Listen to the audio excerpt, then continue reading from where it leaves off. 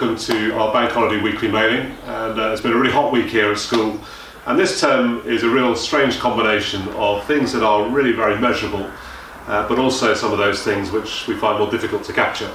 And I was struck by Jonathan Haidt's little quotation where he talks about the ineffable and undefinable and uncontrollable spirit that emerges in human relationship and community. And we've got a lot of that going on at the moment. Plus we've got a huge amount of preparation for those measurable outcomes with the exams, both the internal and the external.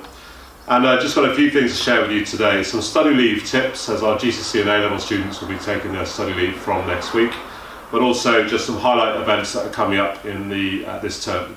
So study leave tips I've seen it over a number of years.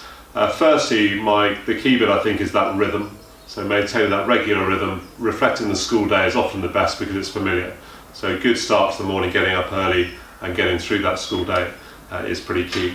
Where the choice of where to work, school is of course open throughout the season and there are lots of spaces around school to work. So often coming in, maintaining that rhythm, being in the same dress is the best place to be.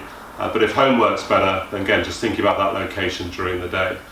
And then the last thing to say is that the pupils are not cast adrift on study leave. All of the teachers are around and will be spending the time marking an absolute mountain of practice papers and practice questions, giving advice, running little clinics. And the best thing that your sons and daughters can do is if they have a question, be very specific in it. Don't just say, I want help with my A-level, but maybe a specific question, a specific topic is the best thing. Arrange a time, send an email, and then that teacher will be available to them. On Tuesday of this week coming, we've got our commemoration of benefactors service. So that is a way that we say thank you to all of those who have gone before us for providing all the things that we enjoy on an everyday basis. And it's a great chance for us to gather as a community. The sixth form will be representing Dean Close School, but we'll also have members from across our foundation, trustees and council members too. And it's a great chance for that short service to take place, just to mark that event. And it's as close as possible to the founding of the school. So this is happening on Tuesday, just a day before the anniversary of the foundation of the school.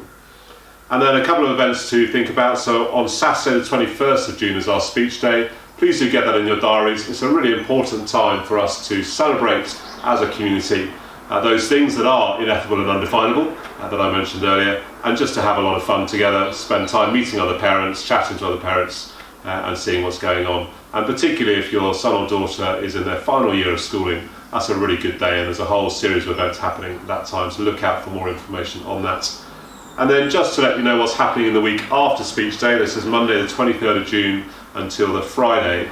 It is our chance, as I said to the pupils this week, to burst the bubble a little bit, to break out from our routines and use that freedom to do some things, to look out and look up. So our fourth form will have citizenship alongside their Duke of Edinburgh Bronze expedition. The Remove will be out on CCF, doing all the different things that are happening in that, and I'm just delighted with the work that CCF are doing at the moment. The fifth form have an optional skills week, courses and things that maybe will enable them to get some part-time work in their summer. The Lower Sixth are going to spend their week looking at their futures. So there's a work day at the beginning, and reminder for Lower Sixth parents, please help your sons and daughters to find a work experience placement for that day. And then lots of input from universities and apprenticeship schemes in that week. And then of course the Upper Sixth will be starting their lives in their future as Old Decanians in that week. So there's lots to look forward to, and all of it has its place. The exam preparation, the courses, the celebrations, and of course also the chance to look out. I hope you have a great weekend.